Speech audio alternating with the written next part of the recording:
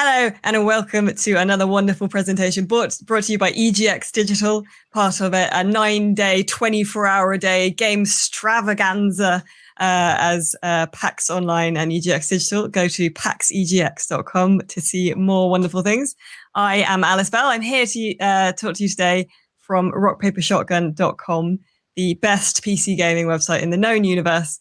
And what better way to promote PC games and PC gaming than with a favorite of PC gamers, which is City Builders.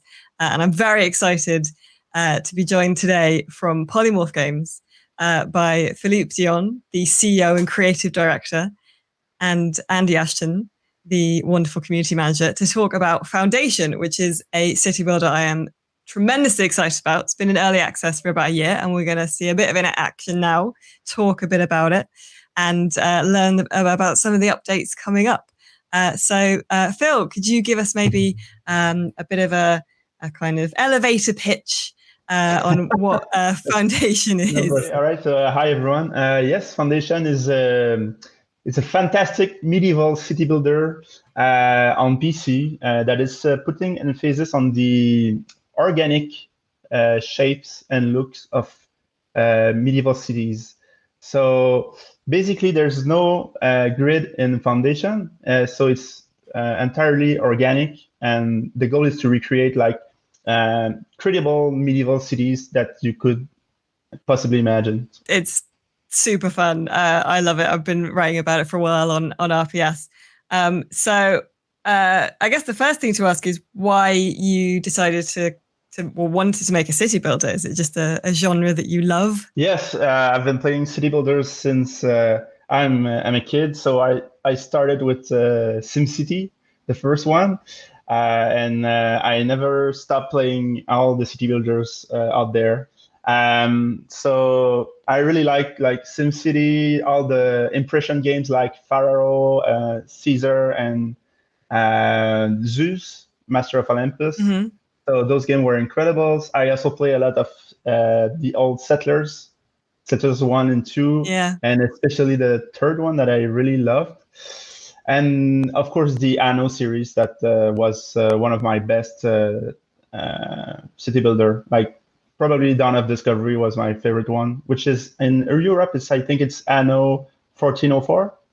If I'm right. I did wonder if Settlers was an inspiration, because I do get quite a strong Settlers vibe from Foundation. Yeah, exactly. Settlers. The one I played most was the first one and the third one, but the first one was about making like seeing all those settlers delivering goods and materials to build your city. So, and I was always like trying to make the more dense town center I could. So I really love doing that. But a lot of those games that you mentioned they have grids, so why did you decide to go gridless? That's quite a kind of a bold decision. Yes. Well, it's kind of something I always wanted to do, because like my hometown, I tried to reproduce it in SimCity, for instance.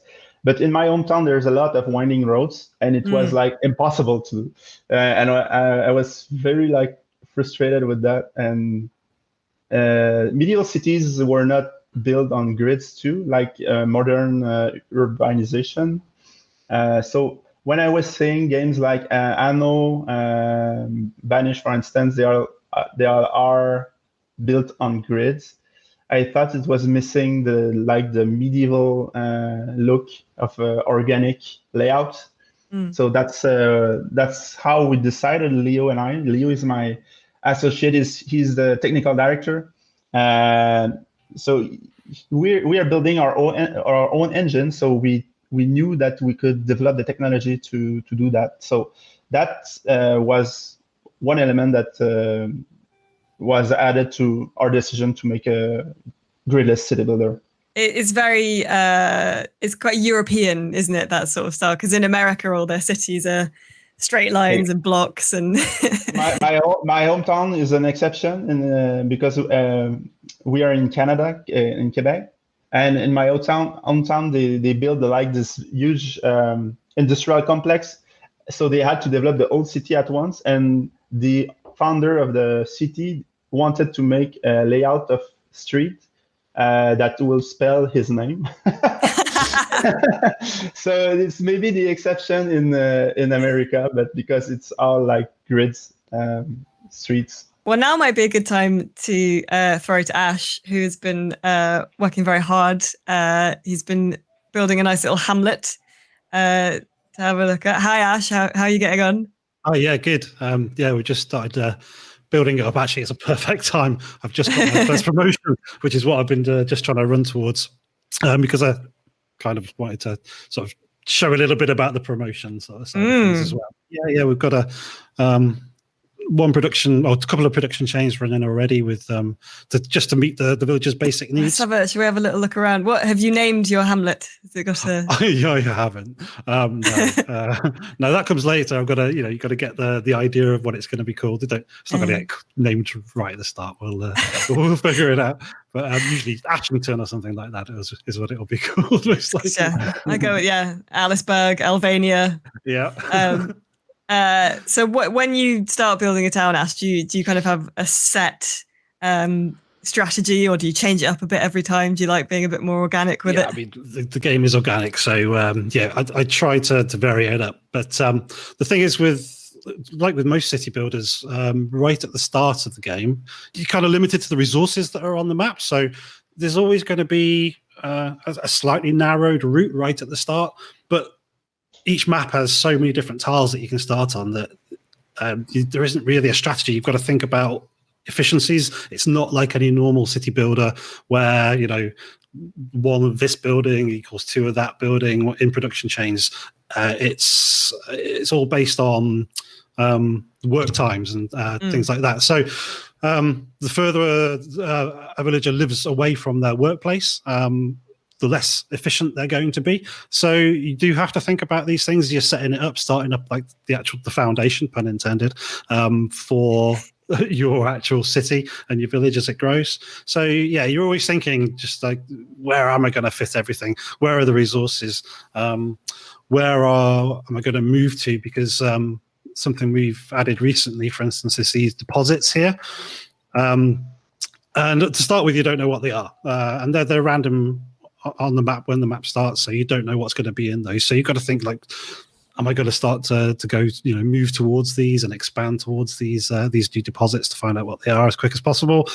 So yeah, there's loads of different strategies, and myself, it's just how I'm feeling on the day, where I'm going to go. So, and it is so organic. It's easy to do anything you want, pretty much. We can see the town centre, which is always the starting point there. Yes, a little village centre just here. It's been there for a while in the game, in this one. The unlimited supply amount of crates. Yeah. They never disappear. Even if they're empty, they just stay there. One of the things I really like is you mentioned distances from work and stuff. I really like the way paths and roads form based on where your villagers need to go. It's a very, very important feature for us to have those dynamic path tracing. It's still something that we plan to tweak, but it was a big part of the game. Were there any kind of problems in implementing that? Was it a difficult system to get working kind of properly? Oh yes, Leo could talk to you about this, because the one thing about this is how can you recreate a credible path, credible roads. So you need to think like someone walking. So will he go up the slope, or will he walk around because the slope is too steep?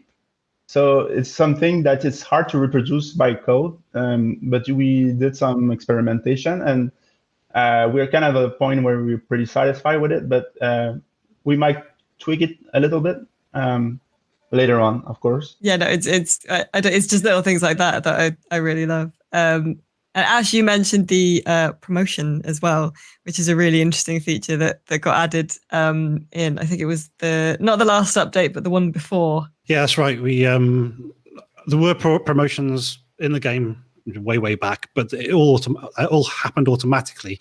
You didn't really think about it. You just met the villagers' needs. The villagers upgraded to the higher statuses, and the houses updated too. But it was all that completely hands off. But we want to give the player more interaction and let them choose when they want to promote the players. The villagers, not the players. So yeah, we added it in recently to give a bit more of an option on how you want to grow your village. You might, for instance, want to try and get all stone houses and go for an all commoner village, because as they upgrade, so they'll start off as newcomers, they won't need a house, but they'll need food and water. Then they upgrade to the commoner level, and they'll then need a house, and they'll need to meet their service needs as well, fulfill their service needs, which is a church. So as they progress through the levels, they'll start to have more needs. And similarly, as they go up to a commoner level, their house will upgrade to a stone house. And if you want certain areas to be stone houses, so you want the main village center, you can try and get all your commoners in that village or city center as it grows. So, the idea really was to give more control to the player, and let them choose more of how those kind of things are going to work.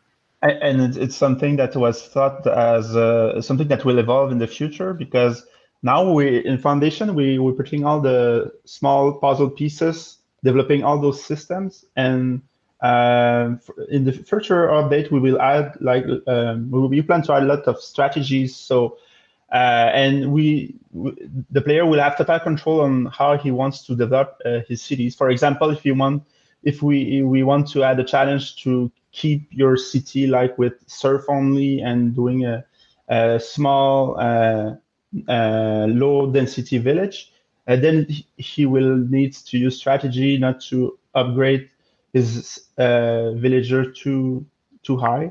But there will be consequences to that as well. So it's always a matter of pros and cons of your choices. PC gamers love giving themselves weird challenges like that, so I'm sure that will be well received. But that I found with that update, it really changed the pace of the game for me in a good way. It kind of made me think a lot more about the housing and where I was going to put housing and the kind of whole makeup of my town. But you can see in Ash's town, people are starting to sort of build their houses. They've because that all happens organically as well, doesn't it? You designate an area for housing, and then they just kind of fit themselves in around that. That's right. Yeah, that was one of the real organic features that Phil and Leo decided on right at the start. That the housing wouldn't be placed by the player. The housing is still work in progress. We've still got more to do for the housing. Phil could probably explain it a little bit better than I could with the housing, but as you can probably see in the game at the moment, I've just upgraded or promoted a load of villagers. So now there's about 20 odd houses all waiting to be built right now. But we've got the nice straw houses here. Later on, like I said before, they'll upgrade to the stone houses. But yeah, it's all. And one funny fact with this is that the housing is automated by the villagers, but the first thing we tried in Foundation was for the workplaces as well. So villager would establish their workplaces themselves depending on the desirability of the area. Oh, really? So we tried this. Yes, at first we have a prototype, and we realized it was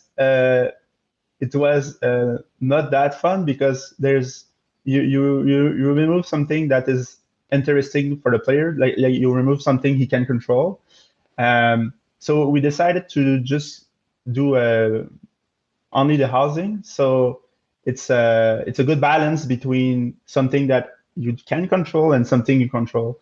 So I think both of those two things are working pretty well in Foundation. What I do love about the buildings as well, like the housing you can see at the moment, they've all got construction steps, so everything goes up in pieces, and it just gives it that real authentic feel that they're actually building it right in front of you, which is lovely. Yeah, it's brilliant. I love seeing them all sort of. I like to imagine them having little petty disputes between like fence boundaries and stuff as well, just like in the real world. Ash mentioned as well, one of the needs for villages is so you have food and water, but also old time religion. You have to have church services as well, which I think is a really kind of interesting way to make it feel very medieval. And I wanted to ask a bit more why you decided to go with a medieval setting rather than maybe something more modern or even futuristic or fantastical. I'm a big fan of the medieval era, so it's always something. I always wanted to do some game in the medieval era.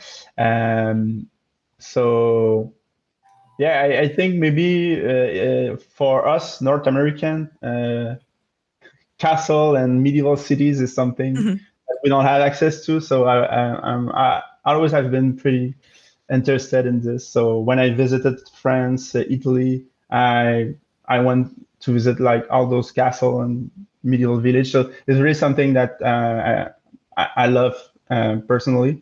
So and with the organic setting, I think it fits pretty well with medieval game.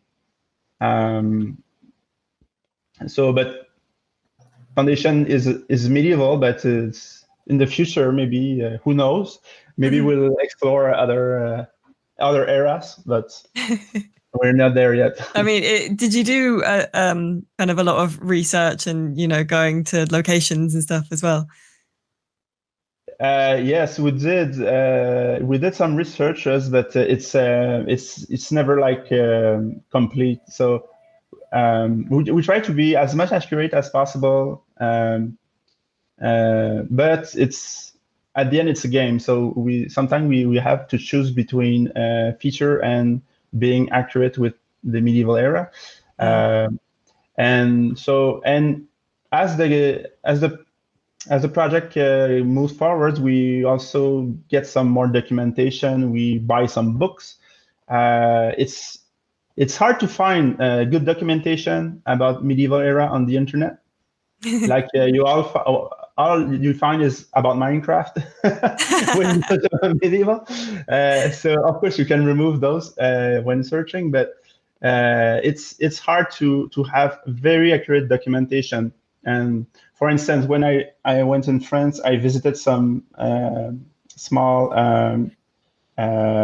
monastery, and there I found some very good books about monks' life, and but that I couldn't find elsewhere. So it's something that we need to keep searching for good documentation. It's just such a cool kind of representation of the. I mean, it's a beautiful game as well to look at, and I suppose you have to carefully balance, a realistic representation of medieval times with actually it being a fun game.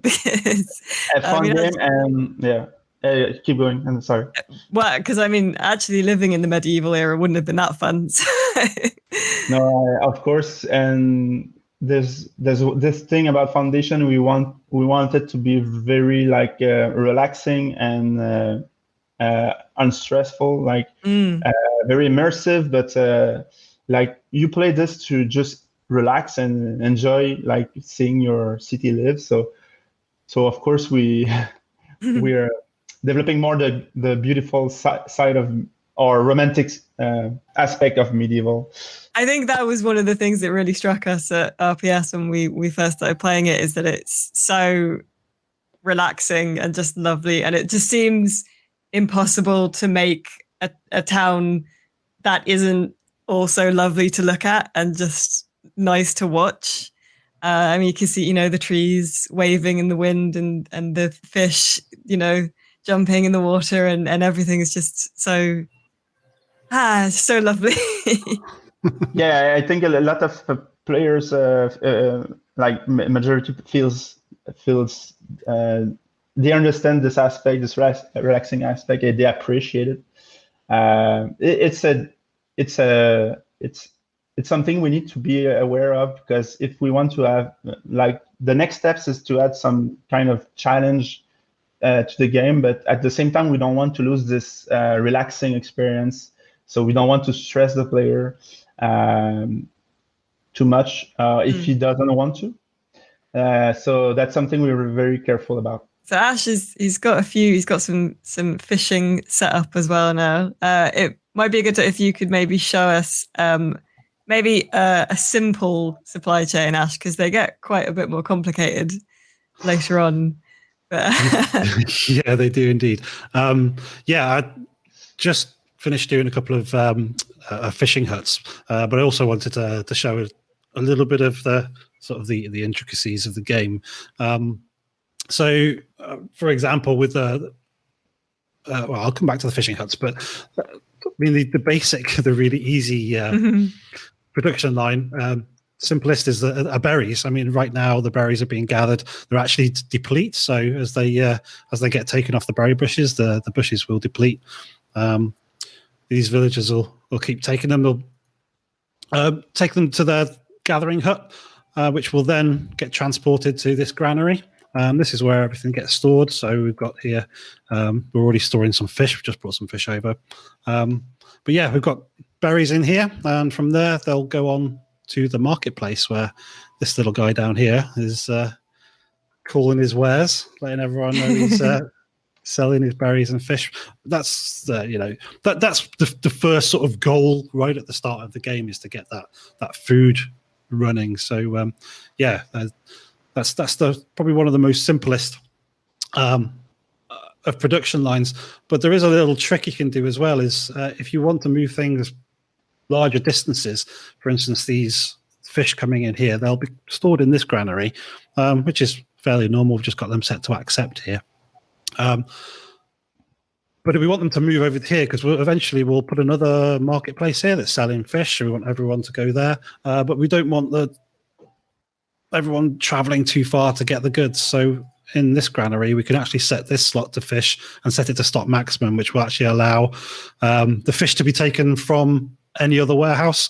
If you haven't got it set to stock maximum, they won't take from warehouses, only production lines. So it frees up the fishermen, frees up the whole line, basically, so everything gets moved along by the transporters, which is a really useful little feature. We've also got a slightly more complicated line going over here. It's still pretty simple. We've got I've actually merged two lumber camps together, so it doesn't look like too many buildings. I've put them both together there. The lumber camp there will then cut down the trees, and this is done similar to housing with an extraction tool, which you can use for berries, for stone, and for all the trees. So the woodcutters know where then to go in and cut down those trees. The green there is the housing, which you mentioned earlier. And these, you literally you just paint those on where you want. Yeah, exactly. Them to be designated. Yeah. I want to see what we've got on this little group of trees here, which has just been missed. I can't do it. So it's not in my territory. But these trees here, I want to take. I can choose to say that's where the next the trees will be taken from. However, they will take it closest to them with the woodcutters. So if I get rid of that, then they can quite easily go over here. But yeah, it's as simple as just painting down the zones that you want. You can see we've got more zones that we can paint as well here. Later on, we can reforest, so we can put those trees back if we want to. But yeah, the woodcutters take the wood, which you've designated with the painting zone.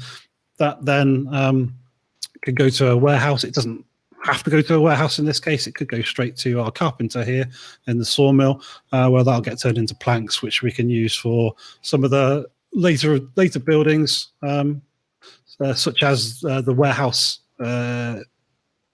itself. That requires planks to be built, if I remember correctly. So you need to get these sort of set up fairly quickly in the early stages. And like you say, later on, they get more complicated with things like tools and weapons that you can make, where there's a lot more resources being dragged in to make that the next secondary resource, which can then be used. So for instance, iron comes in as iron ore, then you smelt it to iron with coal and things, and then eventually make weapons and tools out of it. So yeah, there's there's complicated production lines as well as the simple stuff right at the start of the game. So keeps you challenged as you're moving along. I did want to ask just for myself as well, because I wrote an article complaining that I had loads of bread, but my villagers would not eat the bread and were just shoveling cold berries into their mouths and getting increasingly furious at me. And then you, Ash, got in touch with me very kindly to tell me that I had stockpiled bread, thus making it forbidden to the villagers to eat it. And then in an update quite soon after that, if you stockpiled something, a big exclamation mark was next to it if you stockpiled it. And I just wanted to check, was that added specifically because of me? Yes. It was, yeah. My legacy. Yes. Yeah, Phil and I, we saw your article, and Phil was like, Ash, can you get in touch with Alice? When I saw the screenshot with the golden number, I said, "Oh no, it's stockpiled," and so you don't explain it enough. So yeah, the week after, Phil's right. We're putting in a warning in there to make this a little bit easier. So that was because of you. I am ashamed. No. It's very awful because the UI and the UX is like at the small. Well, I mean, we can talk a little bit about the UI a bit later because there are some exciting updates coming there as well. But maybe now is the time that we can move to a later save and talk a bit more about what you can do in late game Foundation and maybe what the community has been doing as well, because you've been in early access for about a year now. Is that right? Yeah, a year and a half. Yes, like February 2019. All right. So, wow. I mean, there's a lot going on here. I can see buildings off in the hills in the distance. There's a castle, a whole ass castle up there. So we've got a lot going on here. And I think this is really showing off the kind of, while you can, leave your villagers to sort of do a lot of cool stuff by themselves, you can also, if you want to, get really detailed into building where the walls are, where all the kind of the big impressive buildings are. And so one of the really cool features about Foundation is that you have very granular kind of control over the building of churches, your manor house, your castles. So maybe, Phil, if you could tell us a bit more about that system and what kind of inspired you to go in that direction. Yeah, it all started with the intention of allowing the player to make unique creation, because like if you visit a medieval town in France or Italy, each town has its own church, castle, walls, and they don't look the same. So this is where the monument system is started. So we wanted to allow the player to give him the power to create his own unique monuments. So every major buildings in the game, the manor house, the tavern, the monastery, the player will be able to assemble it from building parts that we have pre-designed. So you can decide the scale, the height of a tower, the rotation, the position, and he can also decide what functionality one room will have on his monument. So I think it's one of the major feature of the game is you being able to make unique creation for major monuments. So yeah, it's not like you just say, I'm going to build a Colosseum now and you slap down that, like when in Foundation, when you build a castle, you build that castle, yes, exactly. So you can see Ash has got a very lovely symmetrical cathedral. He's built this beautiful. I love symmetry. Yeah, it's always got to be symmetrical. So can you sort of demonstrate how the system kind of works? Slap an unsymmetrical nave on your cathedral. Yeah, what I'll do is I'll show you one of the monastery. I've got a little spot that I kind of picked out where I wanted to put a monastery, and it's the perfect spot. So I'll show you with that. But yeah, all these buildings. I mean, this is the tavern down here. If we just pull in, it's one of my favourite buildings, to be honest, and it's all made out of separate bits, even down to the dormer windows here. You place those yourself. Yeah, really, really cool. So yeah, if I just nip through the town.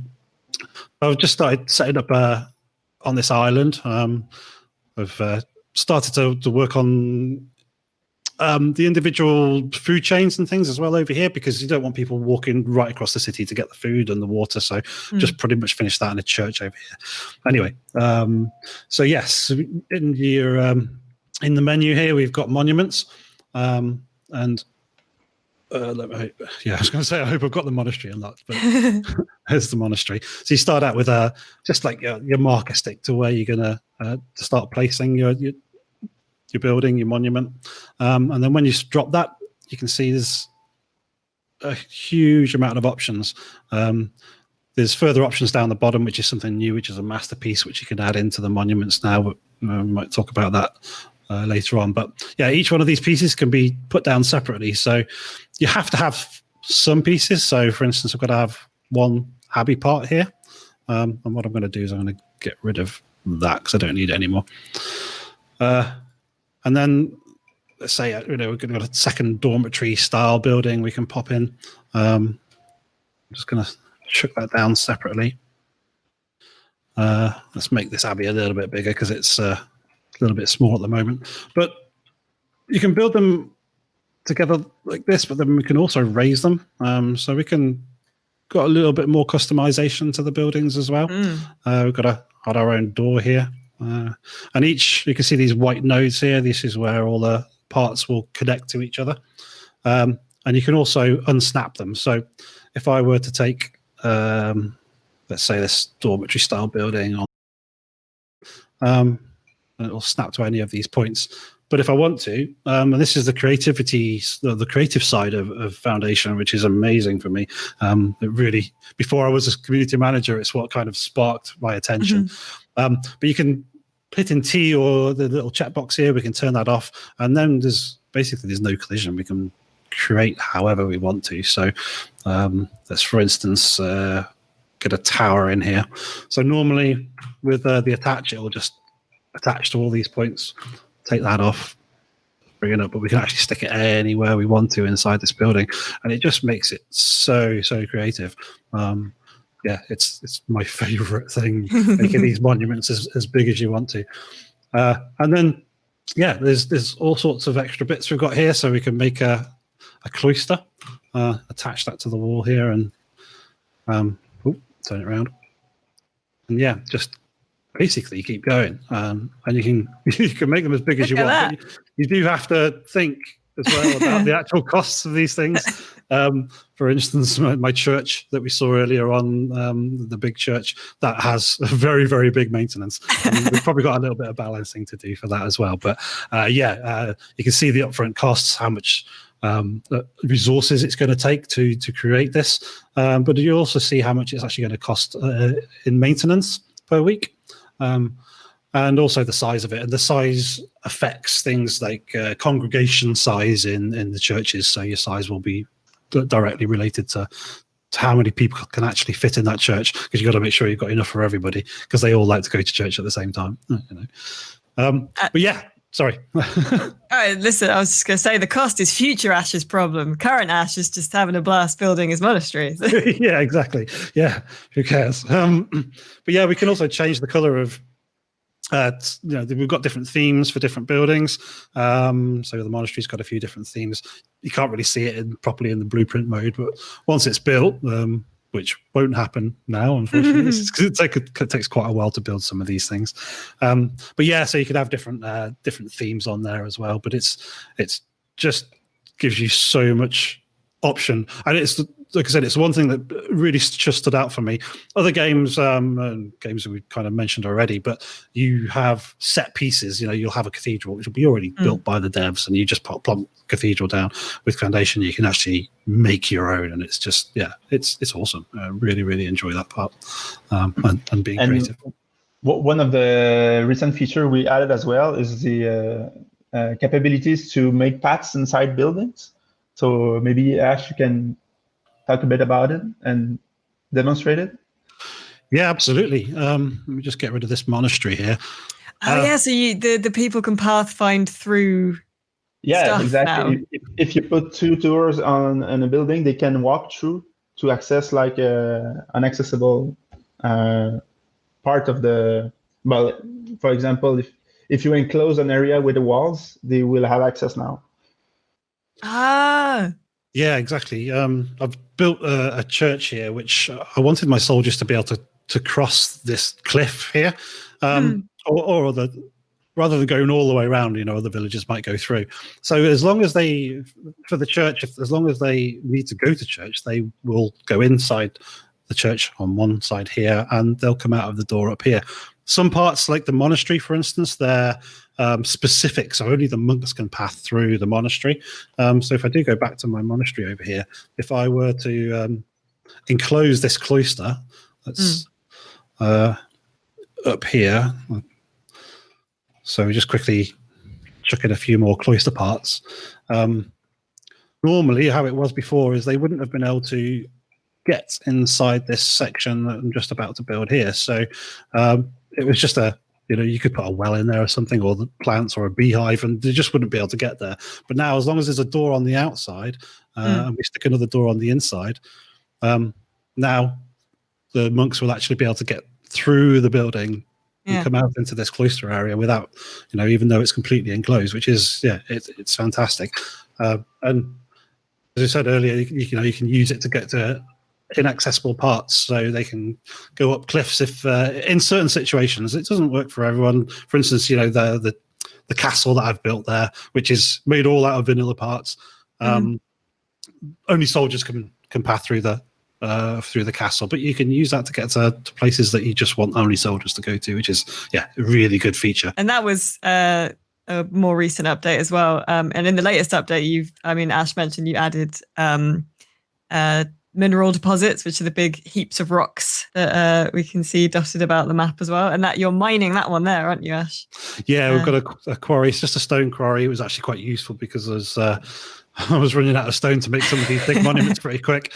And in fact, earlier today, to get this save, I had to create another one a bit further over. But so these guys are mining away. Actually, we don't have anyone. We find a nice vein over here. There might be someone. Oh, look! Look at that. So we've got a gold vein and a marble vein over here, but it seems like nobody wants to work today. Otherwise, we'd see them mining away on there. But it's another new feature that we've added. Whereas, like at the start of the game, we don't know what they are, and you can use the bailiff, who resides in your Lord Manor. And you get mandates. I haven't actually got any, unfortunately, on this save because I've opened them all up. But normally there'd be a list of the deposits that you could send the bailiff off and actually go and find out what's inside that deposit, and then come and report back and tell you what's there, so you can go and mine it. Which again has added a bit more strategy because you don't know exactly where your deposits are going to be right at the start, and you've got to go and find them and search across the map to find the one you want. Yeah, the latest update also added quite a few bits to do with kind of craftsmanship, I kind of think of it as, and the masterworks and things, which are really fun additions. So you can see one there, that lovely fountain. Do you want to kind of talk a bit about those, Phil, and what they kind of are adding to the game as you get kind of further into your building? It was to put the emphasis on the artisan and the medieval era. So like I don't know in English, a sculptor, someone who makes sculpture.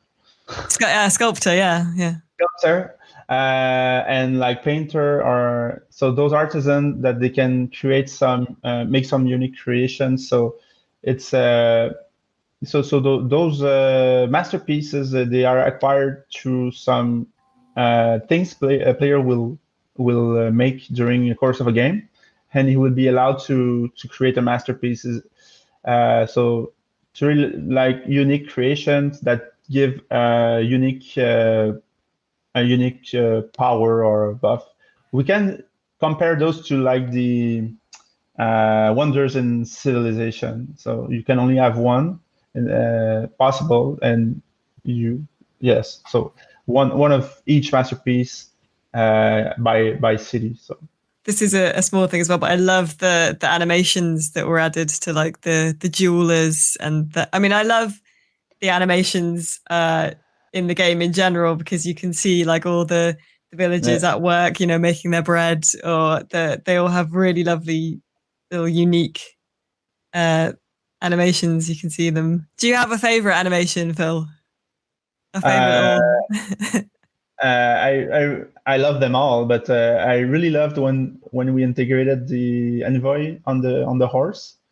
So having the envoy like riding the horse through the town center, I really enjoyed it. They are Michael, who is the animator, is doing an incredible job. Each animation is like, okay, this is my new favorite one. The jeweler one is indeed very, very nice. It's just incredible, like how close you can zoom in and see the details. Yes. Yeah, and see how detailed it all is. Yeah, it's amazing. But you're a small team, and you're in. Like we said, you've been in early access for a little while now. Why did you decide to? This is a question that everyone who does early access gets asked. But why did you decide to do early access? Yes, first of all, I think this city builder genre is a great fit for early access, because it's not like you're spoiling a narrative game. The first chapter of a narrative game. So we started to build the core of the game, and we wanted to test it, see the reaction of the community, and build around this. So we realized that Foundation is so ambitious. We have great ambition for the game, and even if it's been 1 year and a half that we're in early access, there's still so much to come, and that we're still excited to build. So being in early access is giving us the advantage of being able to support our dev team and expand too, because now we are 12 developers, but we think that the team needs to grow more to support all the features we want to add to this game. So early access is a good fit, and seeing the reaction of the people, they really appreciate, I think, how we handle early access with support and updates we're doing. So we are confident that it was the right choice. Has it been fun, kind of getting that feedback from the community? Has it been useful and like a good experience? Yes. I think that the people, one thing that I'm really happy about is, I think the community, they are feeling what the game is about. Like, sometimes people asking us, why is there no combat? But the community answered them, well, it's not a game that is about combat, it's about building, and they really like support us on our decision not to add combat in the game. So, and sometimes people are writing us emails with a lot of good suggestions, and we're like, yes, you're right. That this is planned. Yes. So they really understand what the game is about, and the idea they bring is something that is very in line with our vision. So, Ash, you're community manager. What are some of the kind of crazy things that you've seen the community doing and building and making in Foundation? Yeah, it's quite interesting that you mentioned earlier about the Colosseum, actually, because with the monuments, somebody actually did recreate the Colosseum, which was absolutely incredible, just putting all the parts together. But recently, obviously, a very, very sad story with the cathedral, with Notre Dame.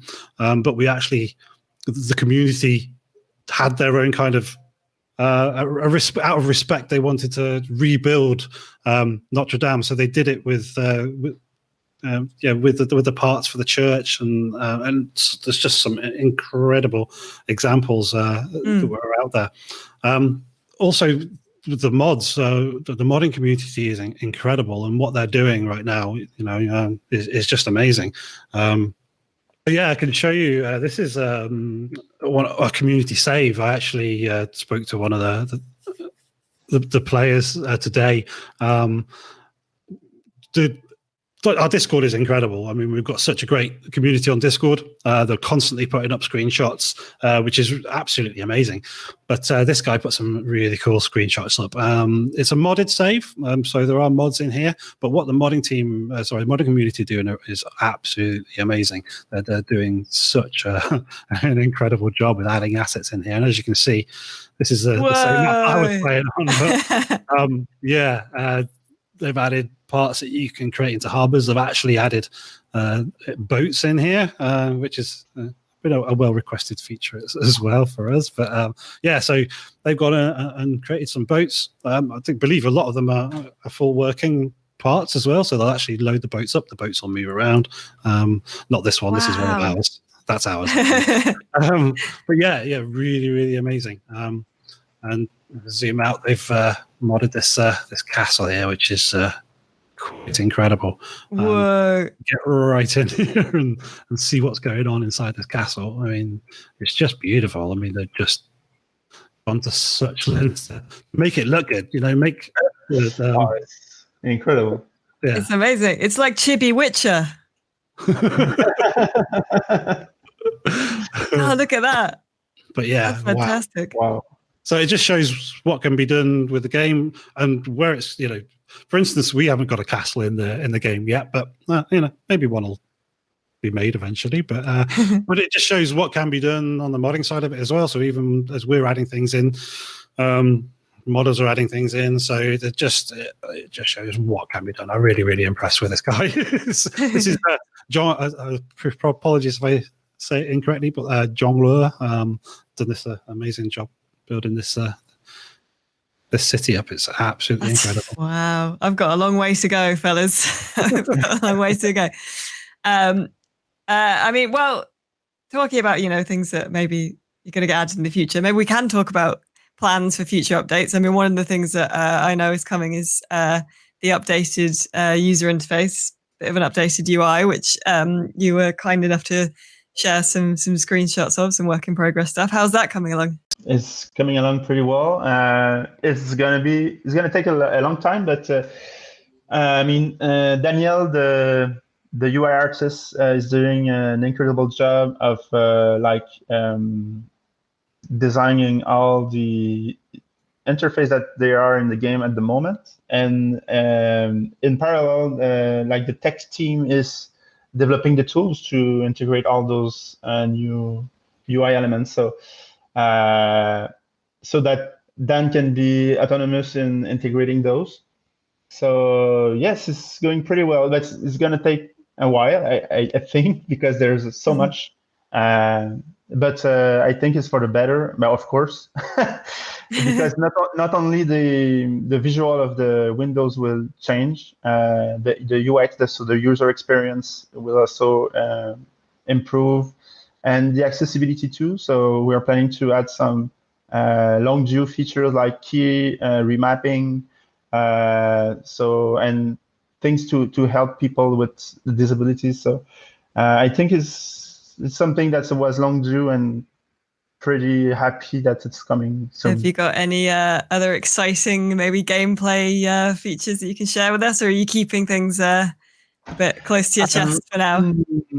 I don't think a wow thing to tell you.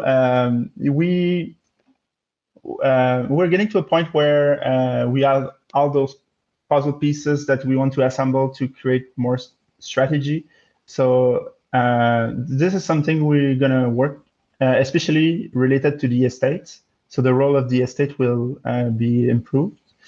But visually, there's a new biomes, right? Is it in English biomes or biomes? Biomes. So you will see like different like type of vegetation and settings that will add to the immersion of the game. So that's what I can say for now. That's exciting. I'm excited to see that because how it looks now is lovely. So the idea of getting like different plants and things is very exciting. There's going to be a third layer of housing too that will be more densified. So this is something that we're going to make a huge step up in the housing generation, for instance. So this is very exciting things to come. Thank you so much, Phil, and thank you to Ash as well for joining me today to talk about Foundation, probably my favorite city builder out there right now. It's available in early access on Steam now, so go check it out. And don't forget that there is more fun stuff like this coming from EGX Digital for the next however many days. EGX Digital and PAX Online bringing you the biggest digital gaming event of the year. So go to PAXEGX.com for more. I've been Alice Bell from Rock Paper Shotgun, and thank you once again to Phil and to Ash from Polymorph Games for showing us all about Foundation. Thank you so much, guys. Thank you for having us. Thank you so much. Alice.